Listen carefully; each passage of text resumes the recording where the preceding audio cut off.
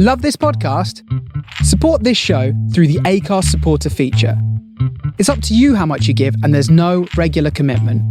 Just hit the link in the show description to support now. This episode is brought to you by Progressive Insurance. Do you ever find yourself playing the budgeting game? Well, with the Name Your Price tool from Progressive, you can find options that fit your budget and potentially lower your bills. Try it at Progressive.com. Progressive Casualty Insurance Company and Affiliates. Price and coverage match limited by state law. Not available in all states. My dad works in B2B marketing. He came by my school for career day and said he was a big ROAS man. Then he told everyone how much he loved calculating his return on ad spend. My friends still laugh at me to this day. Not everyone gets B2B, but with LinkedIn, you'll be able to reach people who do. Get a $100 credit on your next ad campaign. Go to linkedin.com/results to claim your credit. That's linkedin.com/results. Terms and conditions apply. LinkedIn, the place to be, to be. Ryan Reynolds here from Mint Mobile. With the price of just about everything going up during inflation, we thought we'd bring our prices down. So to help us, we brought in a reverse auctioneer, which is apparently a thing. Mint Mobile Unlimited Premium Wireless. How to get 30, 30, bit to get 30, bit to get 20, 20, 20, bit to get 20, 20, bit to get 15, 15, 15, 15, just $15 a month? Sold! Give it a try at mintmobile.com/switch. $45 upfront payment equivalent to $15 per month. New customers on first 3-month plan only. Taxes and fees extra. Speed slower above 40 gigabytes in detail.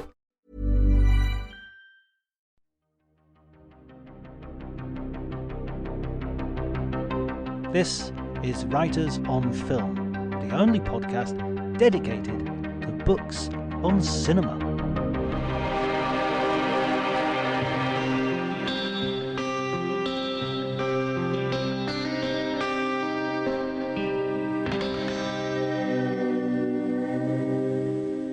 Hello everyone and welcome to Writers on Film. My name is John Bleasdale, I'm a writer and film critic, and today it is my absolute pleasure and privilege to talk to Michel Ciment. Michel is a historical figure, a legendary figure in film criticism. For many, many years he was the editor of the French cinema magazine Positif. You'll have to excuse any of my mispronunciations as I go through this, but Michel's English easily makes up for my terrible pronunciation of French. It was a real honor to talk to him. We talked via telephone, and I recorded in a little bit of a sort of ramshackle fashion, but I think the quality of the conversation makes up for the quality or otherwise of the recording devices used. At the very beginning of the conversation, we were talking about Terrence Malick, and it sort of starts as I am wont to do in medias res. So that's the subject under consideration as the podcast begins. If you enjoy the podcast, and believe me, this is one of the best ones, so you're guaranteed to enjoy it, please like, subscribe, and spread as far and wide as you can on social media. It really does. I can't tell you how much it helps to boost the listenership when people retweet me, or they tweet something, or they share it on Facebook, or they put it out there in any fashion that they feel that they can. It's a real help, and I really, really, really, truly appreciate it. Okay, and you can also follow me on Twitter if you don't already, at Dr. Jonty, DRJONTY. But before you do any of that stuff, please enjoy the conversation.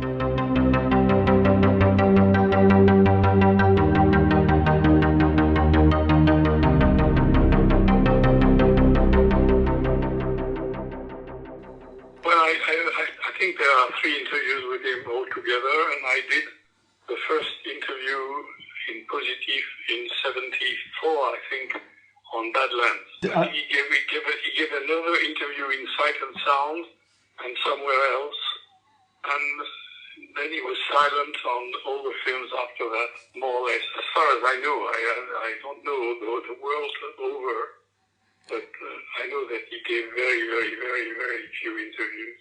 We have been in contact. I mean, we very rarely, but we have been in contact. I saw him in Cannes when he showed The Tree of Life. I went to a dinner after the screening, and he was very warm and very supportive of Positif magazine. He said it's the torch song of you were quite a young man at the time, I believe. In 74, I was in Los Angeles, and at that time, it was not too difficult to reach him, apparently, because he gave me immediately an appointment. 74, I was 36 or something like that. Yes, I was born in 38, so you can count. I was 36, something like that. What was he like, sort of, as when on your first impressions? Well, he was, like most great directors, he was rather simple. And Kubrick was not different. He was friendly and talkative, did not shun the questions, answered my questions, and just a decent person, which you can see in his cinema. I mean, he's a humanist. You started writing for Positif in like your early 20s, right? Yes, I was. I think it was in 63, something like that. When I was 25, I sent an article on the trial by Orson Welles, which had been very much criticized in the press, and I like the challenges. I like to, not that I'm kind of saving the people who are in danger, but I love polemics, and I am always shocked sometimes by some attitudes in the press towards some films or directors. And almost all the people I wrote about have been controversial people who have not been accepted immediately, considered as like Happy Chatong Vera Setakul has always got unanimous applause from the press. I would not write a book on Happy Chatong Vera Setakul, but people like Kubrick, like Kazan, like Lucy, like Rosie, like all these people, or even Jane Campion, they have been challenged very often. I mean, they got to tremendous successes, but also sometimes they were heavily criticized, or people did not get what they wanted to do. So that's my point of view. When my first article was in defense of the trial, which had been attacked as a betrayal of Kafka and a bad Orson Welles movie in many quarters. I don't say that it was unanimous. There are people who defended the trial, including Positif, before I wrote this piece, which I sent them, and I thought the piece would never be published because already they had done a 15 pages roundtable on the trial, mostly defending the film, but they found my piece sufficiently interesting to reproduce it again, to publish it again, to publish it in the next issue of Positif. So that's how I got into the magazine, and 2 years later I was a member of the editorial board, which I have always been part of, though there is no editor-in-chief in Positif. It's a democratic, I don't say that everybody is equal. Some people are more equal than others, as the saying is, but definitely not a single person can decide of the cover of Positif or the content of Positif. It's always a vote, it's always a democratic discussion, which I think is rather unique in the publications of cinema. Sure. It maybe encourages a sort of less doctrinaire approach. Well, it is not doctrinaire in the sense that it does not follow an intellectual trend which is dominant, like semiology at a certain point, or Marxism or Maoism at another point, or linguistics at another time. We never followed the intellectual fashions of the day. And so in that sense, we were never doctrinaire, but also at the same time, Positif is not like, for instance, Sight and Sound, which is a very good magazine, but which is does not really have a line, which reflects more the mood of the day without being doctrinaire either. No, Positif has started really as a left-wing magazine in the early days in Lyon, when it was published for the first time. It was a provincial place, and I think we were away. I wasn't there, of course. I was 12-year-old when Positif started, or 14-year-old, so I was not part of the magazine, and I was living in Paris. but it was done by a group of left-wing people who were against the Algerian war, who defended progressive directors like John Huston, like André Vaida, like people like Jean Vigo, who was dead, of course, a long time ago, but like Buñuel, people like Kurosawa, and so on. So very quickly it came to Paris, and there was a second group that joined the first group, which was made of surrealist writers, members of the surrealist group, like Robert Benayoun and Gérard Legrand and people like that. And of course, you cannot say that the surrealists were not committed. It was really an intellectual and artistic orientation, which was very combative, very polemical, and they Adokirou, among others, and they were for imagination, for dreams, for revolution, for a lot of qualities that the surrealists shared. And Positif was the second tendency in Positif. So I would call it's not doctrinaire, but it's definitely committed. I meant that it was not doctrinaire because it had that democratic sort of structure to it. Yes, I mean, we were always anti-totalitarian, anti-Stalinist, anti-Nazi, anti-fascist, we were Democrats of the left. What was your pre-Positif career?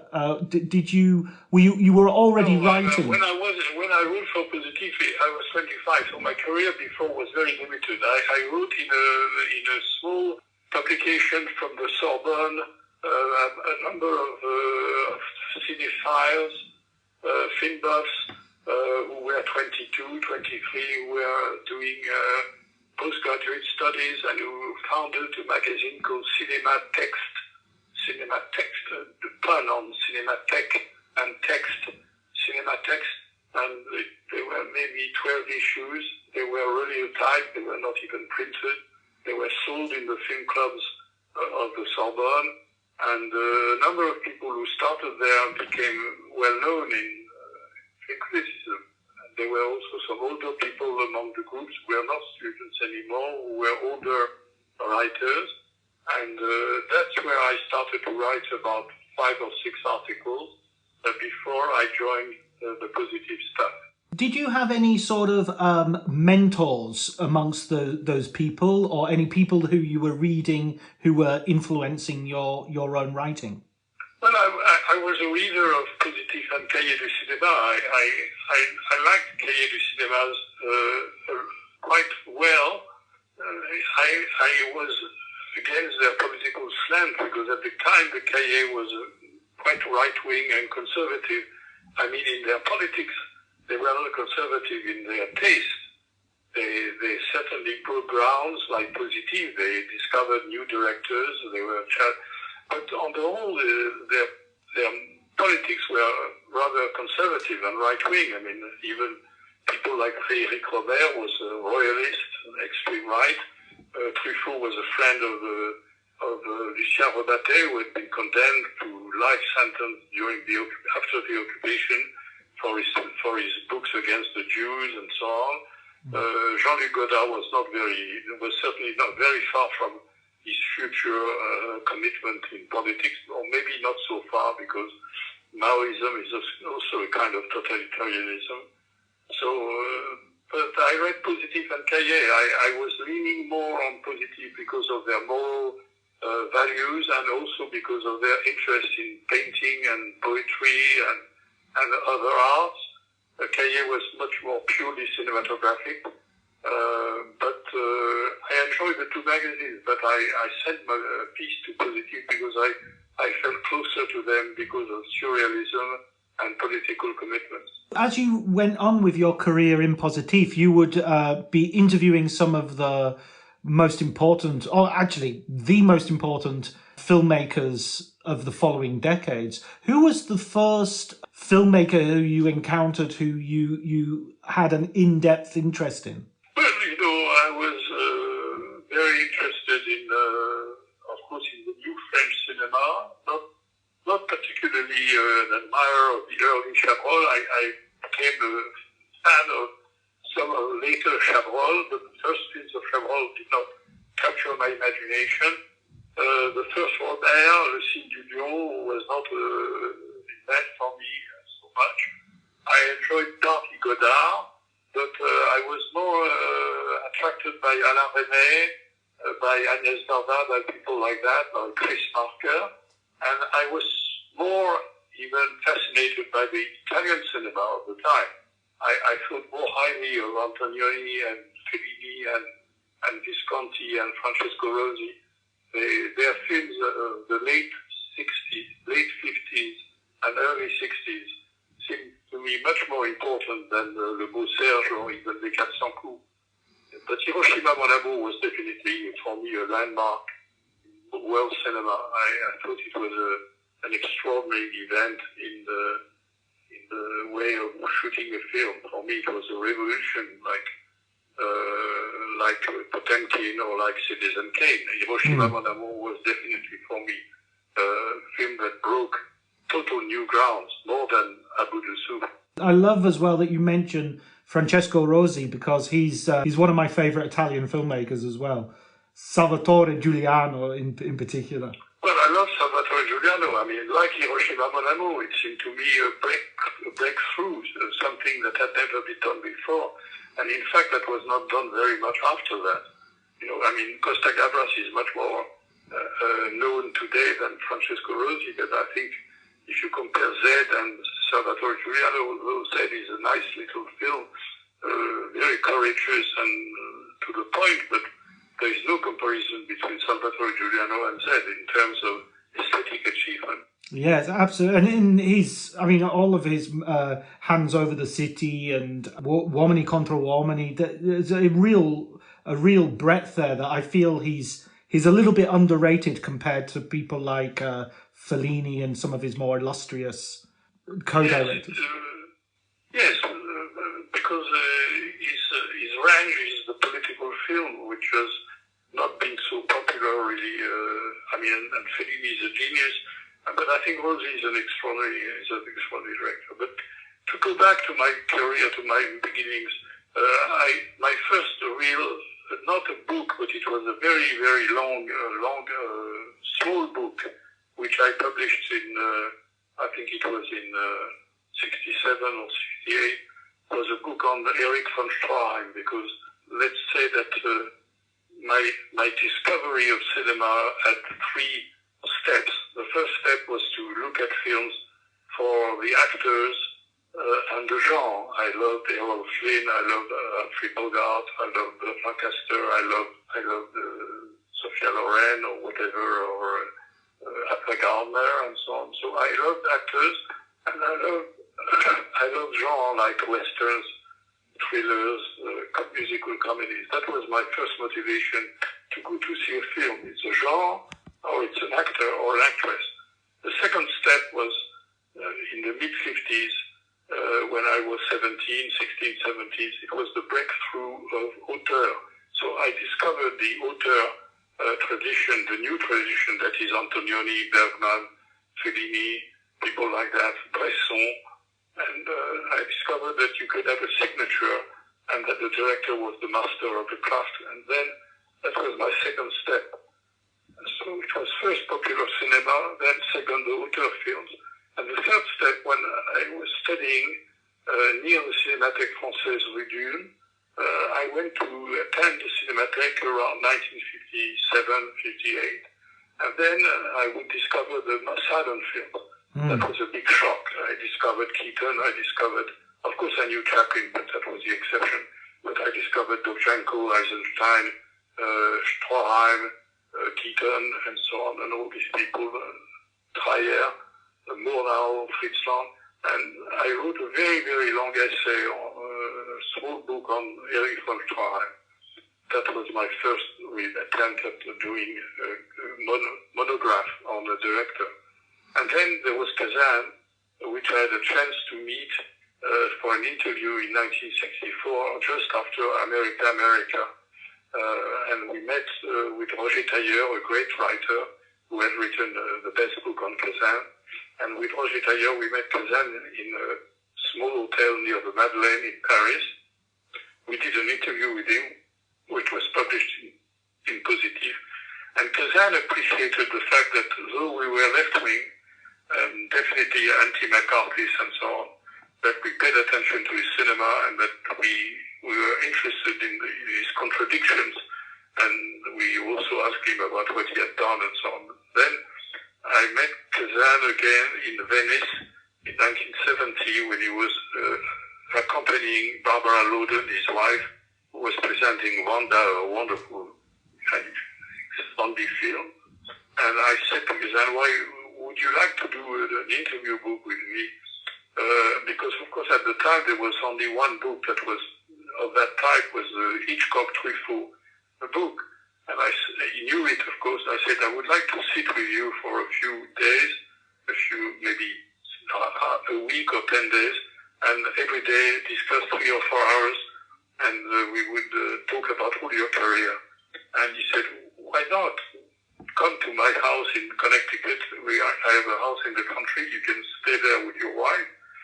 There is a small house near mine, and then we can work on that book. And the British Film Institute accepted to publish it. It was Kazan on Kazan, my first book. Again, it was a challenge because Kazan was despised by a number of people, though the true cinephile loved his work. I mean, the films like Wild River and Splendor in the Grass. America was quite well received by the critics, but definitely not Wild River or Splendor in the Grass, which were great films. And so I was very interested to talk with him about, of course, acting and about politics and about his films, his origins and so on.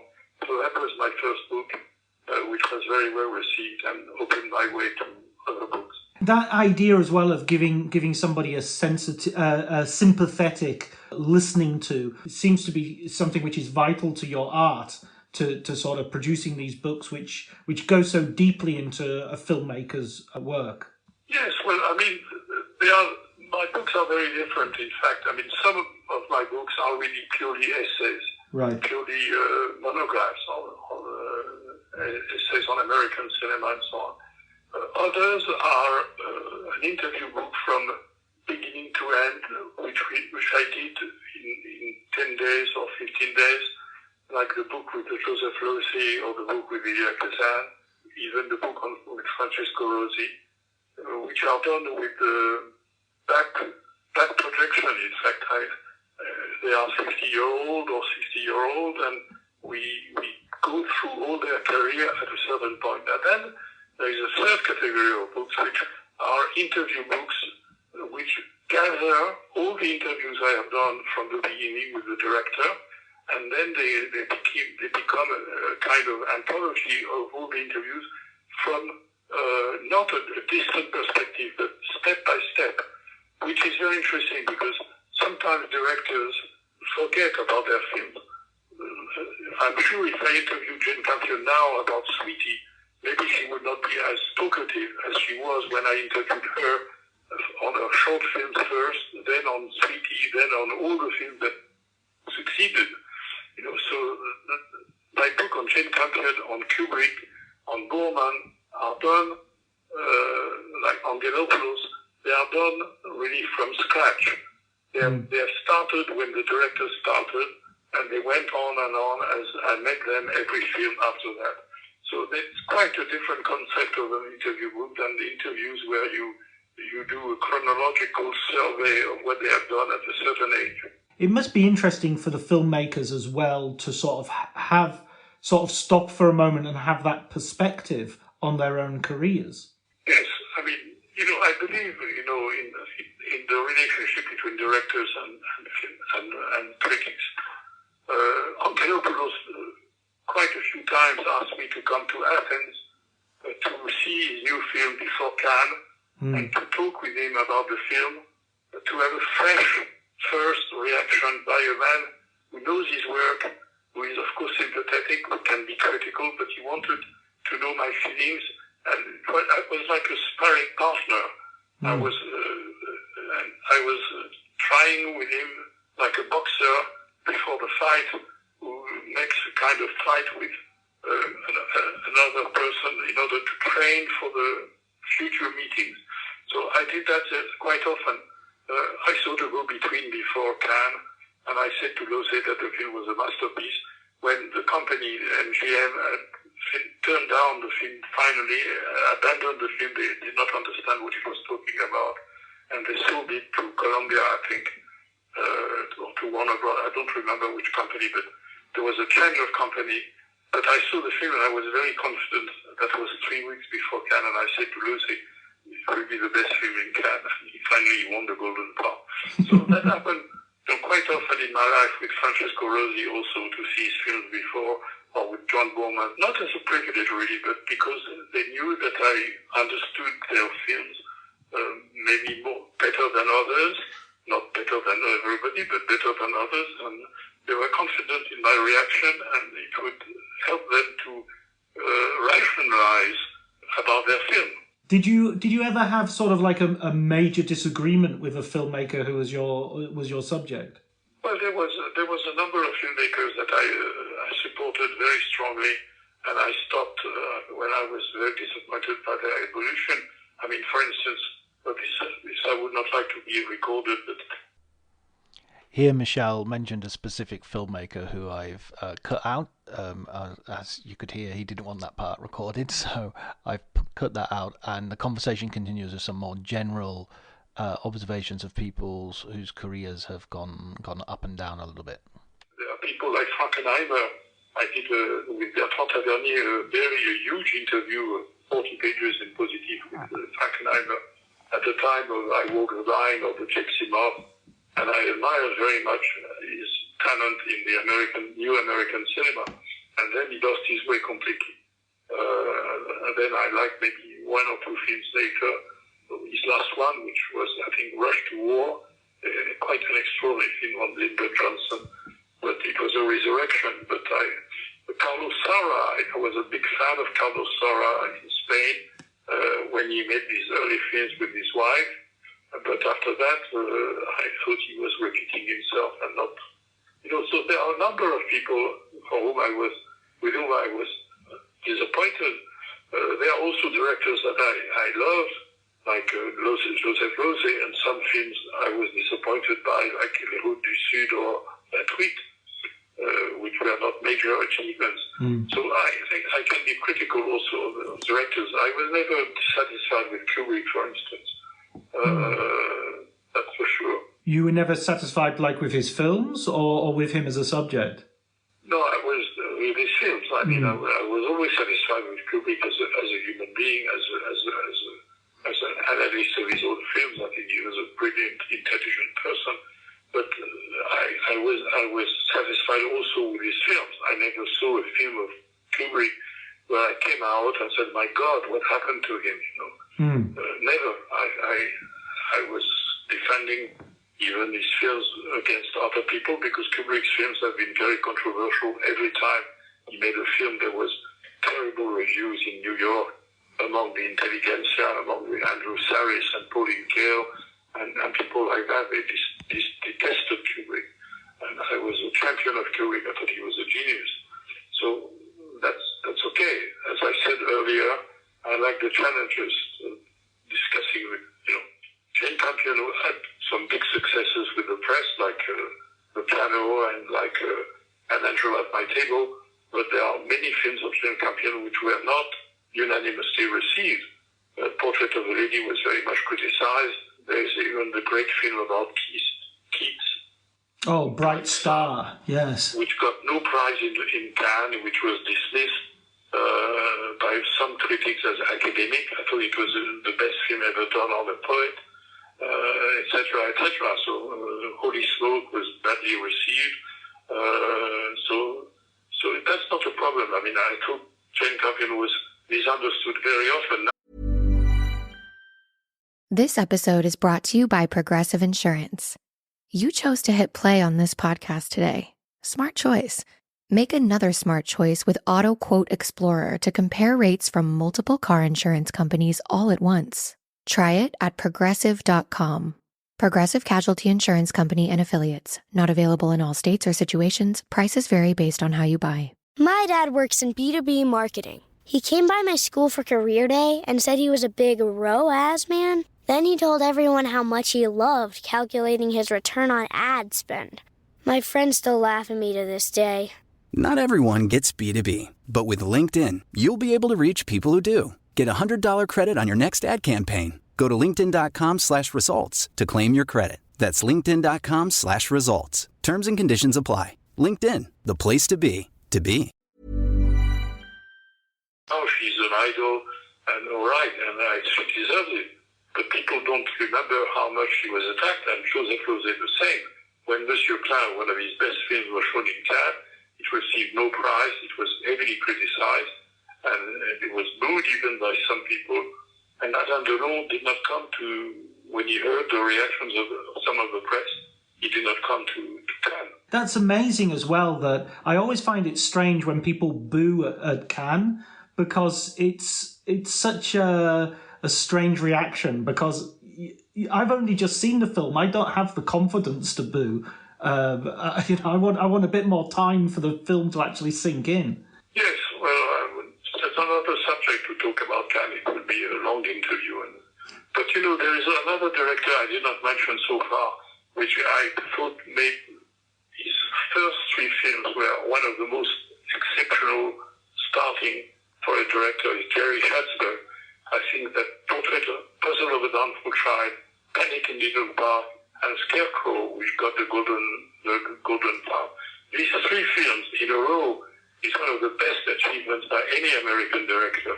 There are very few American directors whose three first films are so wonderful.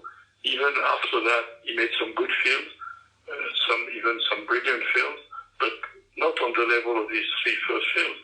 So I wanted to make a book about Schatzberg and also a book which will include his photographs, because I think his photographs are some of the great photographs of the modern times.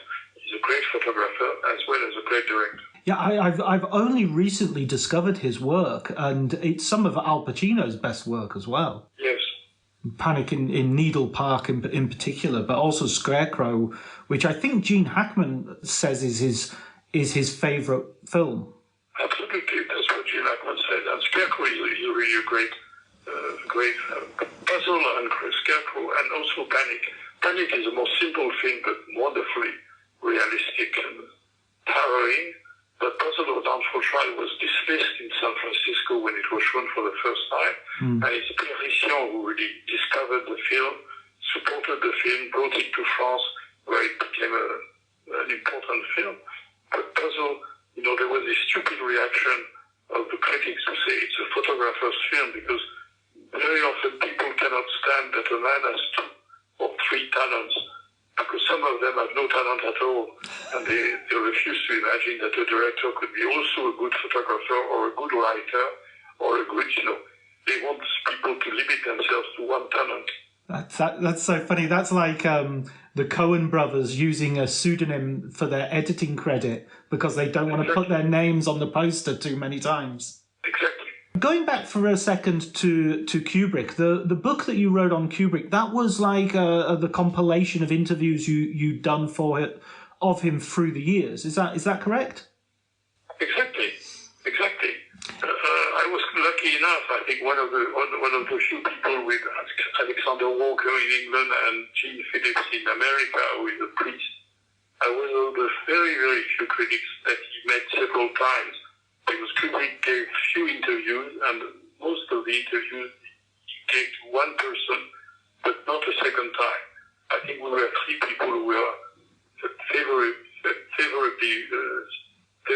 viewed by Kubrick, so that I interviewed him 4 times, and I had very long conversations on the phone about different various subjects, especially when he needed some advice. He was always asking questions. Technical questions, personality questions, where he could shoot this film, what he should, if I knew a costume designer, or about the cinemas in Paris where the film should open. I think it came because of my first interview with him on Clockwork Orange, and he was satisfied with my questions because I was a professor at the university, and I was not a typical journalist, but sometimes are not very faithful to what the director says he had been betrayed several times by journalists who did not send him back the transcript of the interviews, and he saw interviews which were published without his copyright. And he appreciated the fact that I was very serious with him and would send him the transcript so that he could make corrections. The second reason, I think, that he liked also because I was more of a cultural person who could speak with him about politics, painting, music, and other subject literature. So he felt comfortable. I must say that maybe because I came from the university, because Kubrick was a man who was very respectful of culture in general, and some of the questions he was asked were simply not very interesting for him. So he was talking with people like, as I said, like Jane Phillips, like Alexander Walker, like myself, and others. I'm not saying that I'm the only one. They are very good critics in the world. But he found my company likable. He liked he hated interviews in general. He refused most interviews. And Ken Adam told me that when he did a collective interview on Clockwork Orange in London, he came from his house 30 miles from London, and the car stopped 3 times because he threw up, he vomited on the road because he was so tense about having to face 12 people who would have microphones and interviewing him. So, he hated this thing because I think he saw the complexity of his films and he thought that words were very difficult to express what you found in the images. He made fun about that when he said, I am not Leonardo da Vinci, but if Leonardo da Vinci had put under the Mona Lisa, she smiles because she's cheated on her husband this afternoon, the painting would lose all its mystery. The director should not too much express himself about what he has done. Yeah, that seems like puts you in a very paradoxical position because you want to interrogate them and talk to them about their interpretations, but at the same time respect that space. Yes, well, my questions are also critical comments.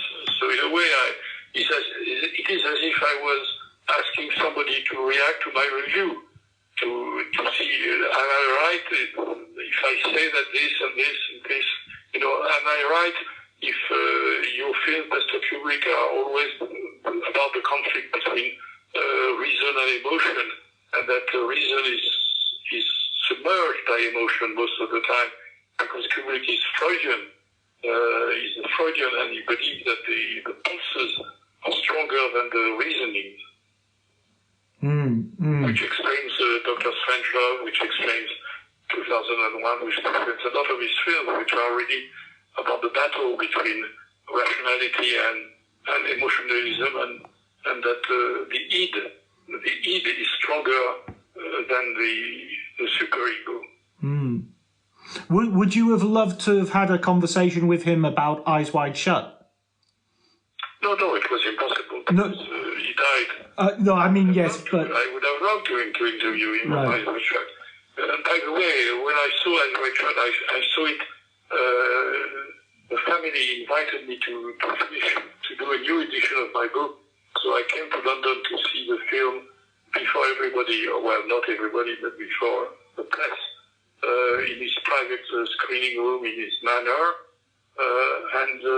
But 2 days later, there was an official screening in London, in Leicester Square, for the international press. There were about 100 journalists who came from all over Europe to see the film.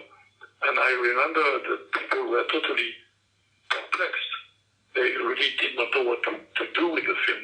They were embarrassed by what are they going to write. The film was so different as usual, of course, but even more different than usual of the normal Kubrick film. To make a kind of European author. He made his first film as a European director. All the other films were genre films. They were films, science fiction, horror, war film, costume film. For the first time, he made a film like Max Ophuls or like like Antonioni or like whatever else.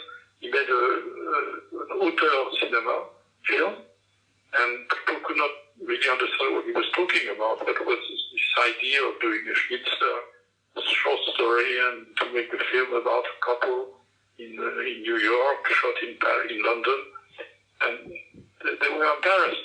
Well, they were embarrassed perhaps as much as they were embarrassed by 2001. And when you're moving between different directors and different as subjects for your books, what is the sort of criteria, or what is the thing which makes you think this is a person I really want to sit down with and do a book on? Well, I think it has to do with the making of the film. I think very often, I don't know about, I read a lot of English and American criticism, but I don't know how much it is like in France, but in France, if you read the reviews, and sometimes the interviews, but especially the reviews, it's like reviewing a novel. I mean, the writer speaks about the story, he speaks about the characters, he speaks about the politics of the film, if there is any politics, or about the ideology, and he makes a judgment on these criteria. But you don't know if the film is brightly lit or in the dark. You don't know if it is made of 100 shots or 400 or 500 shots. It's very much edited, or on the contrary, there are long sequences without any editing.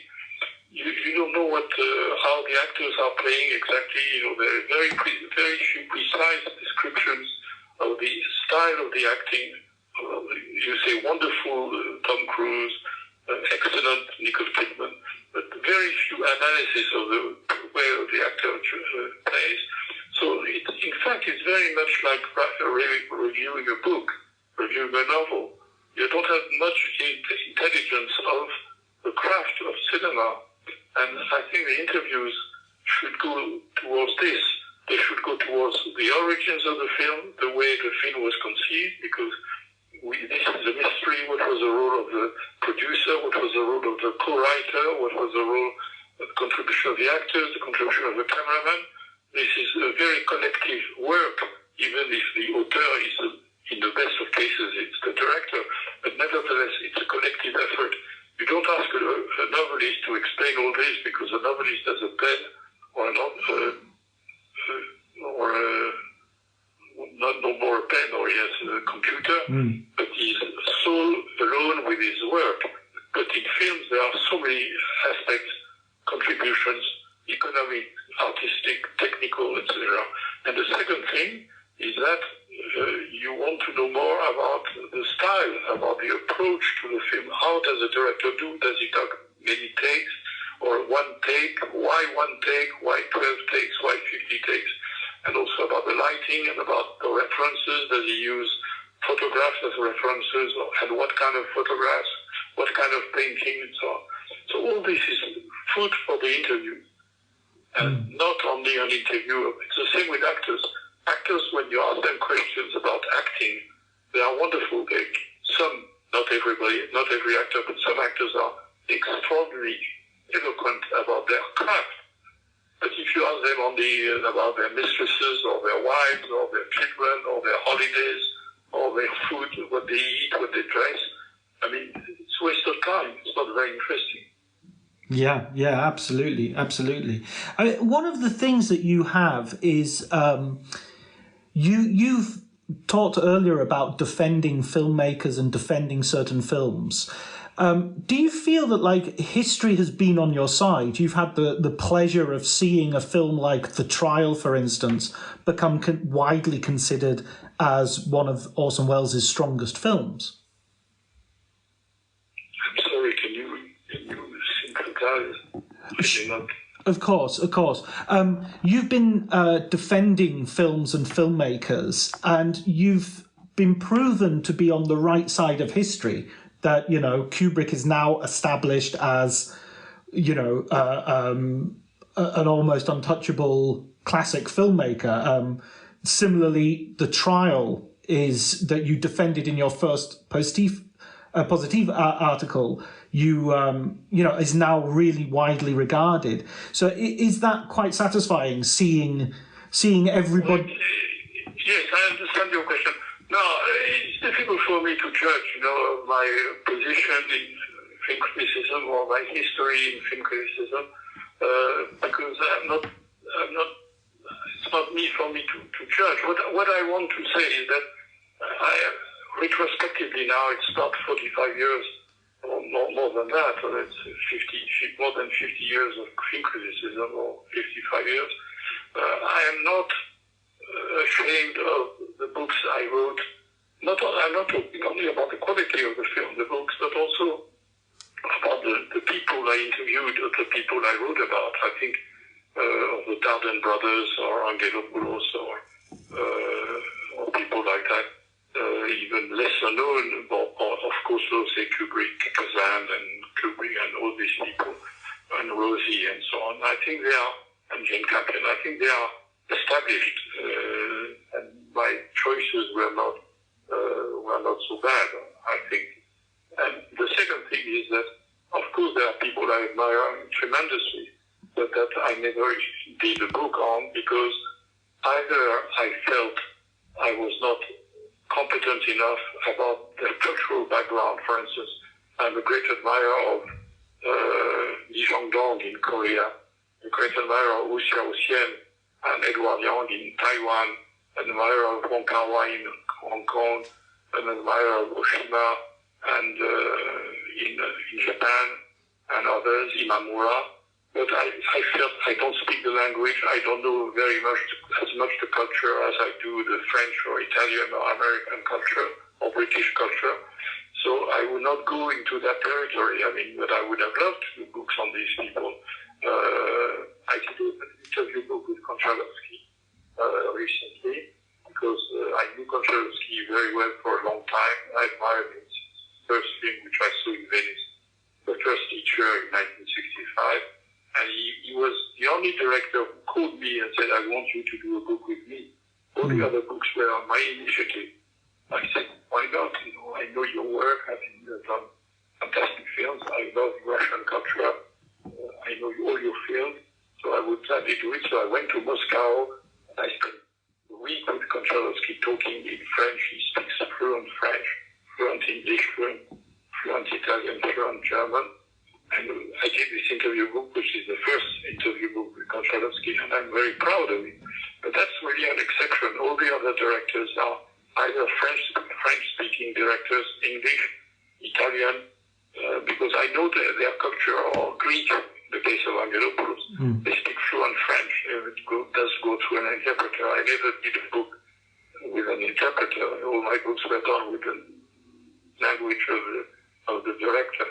And the second type of books that I did not do were books that are so numerous on the director that I would not think of doing another Hitchcock book, another Orson Welles book, etc., because there are so many books on these people that I felt they have been really very much analyzed and studied, and for me it was more of a challenge to do books about people on whom nothing or almost nothing had been written when I did the book. The Kubrick book was one of the very, very few books that was done on Kubrick.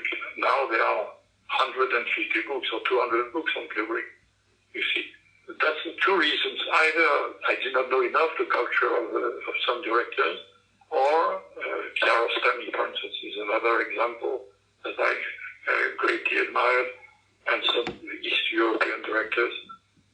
When I did a book of collective interview book with Miloš Forman and Polanski and Wim Wenders and so on, but that's an exception. The final sort of director, the director that I was thinking about as well recently, because she's had a film, The Power of the Dog, come out, was Jane Campion. And I think they've just re-released the edition of Campion on Campion in France, if I'm not mistaken. Because there is no book like that on Jane Campion in English. There are university books, good ones, but there is not a single book like my book on Kubrick on Jane Campion. Do you know the book? Yes, yeah, it's excellent. I really admire her as a filmmaker. Yes, because it is quite beautifully illustrated, and she collaborated more on this book than any director I worked with. She gave a big number of rare photographs, documents of her childhood and so on. So I'm very happy about the book because she was very helpful. And also there is an interview with every film she has made. It's very complete. It's like my book on Borman.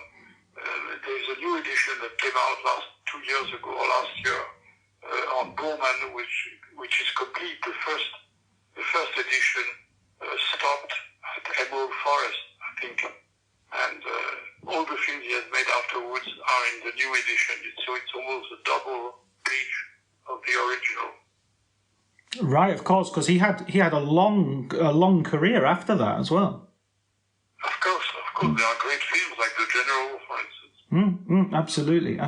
Was there ever a director who you wished you'd had the opportunity, but didn't fall in either of those two categories that you've already spoken about, but that for some reason you just couldn't get a hold of? Well, I was going to do a documentary film. I have done, with directors, a documentary film on Kazan, on Mankiewicz, on Billy Wilder, on Borman.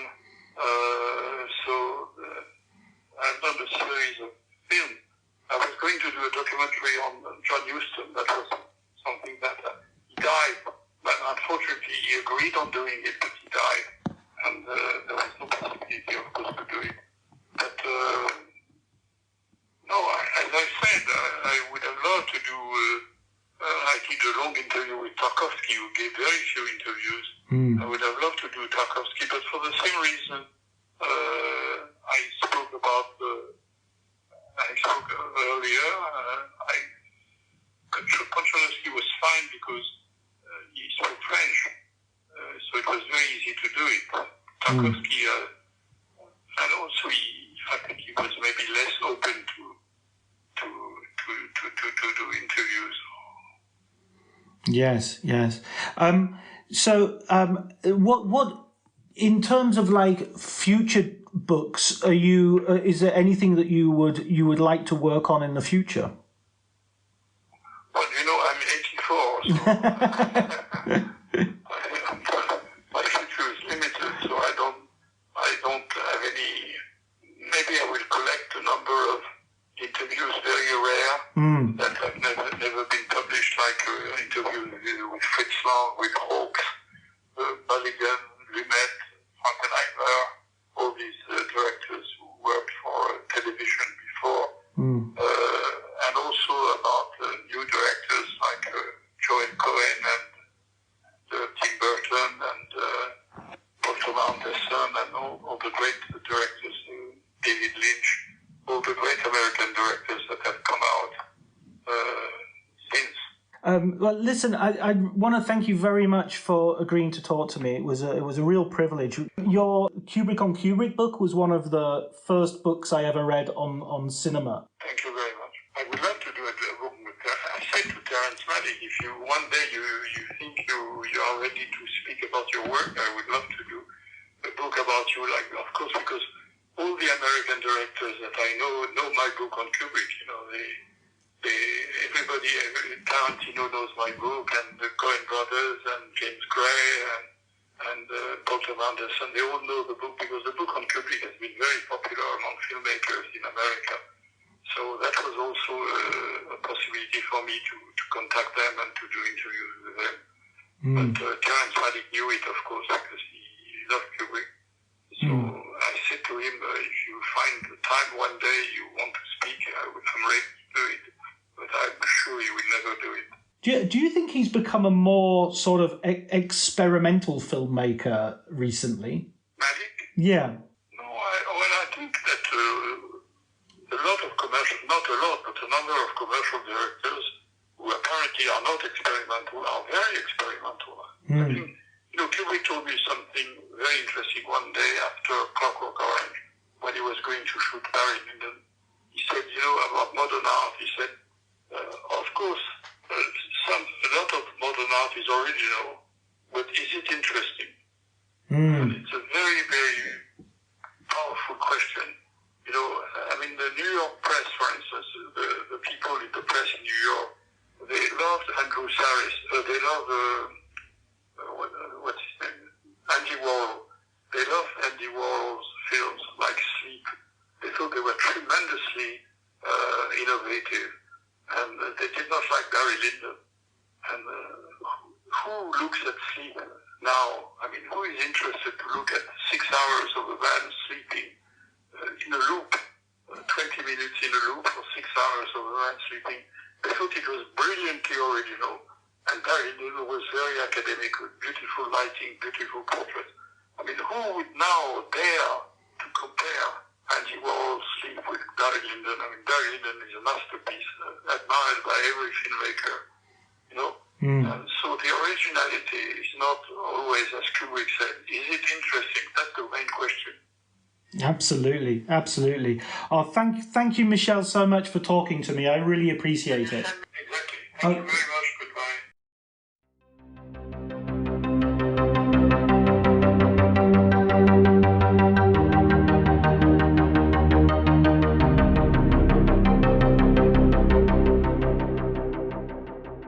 So that was my conversation with Michel. I hope you enjoyed it as much as I did. It was a true honor to speak to someone who has been so important in the world of film criticism. A genuine honor. And this was the guy who, you know, he wrote the book on so many filmmakers, and they were the first. Some of them were the first books that I ever read on film.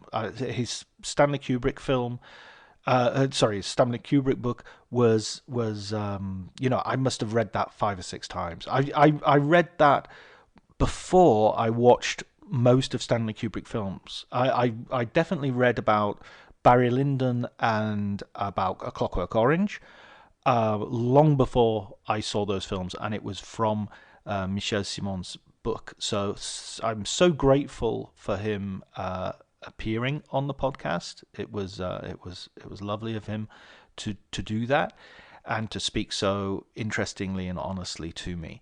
All that's left is to thank Elliot Atkins for the music, Ali Howard for the artwork, and thank you, listener, for taking your time to listen to this once more. And until next week, please take care.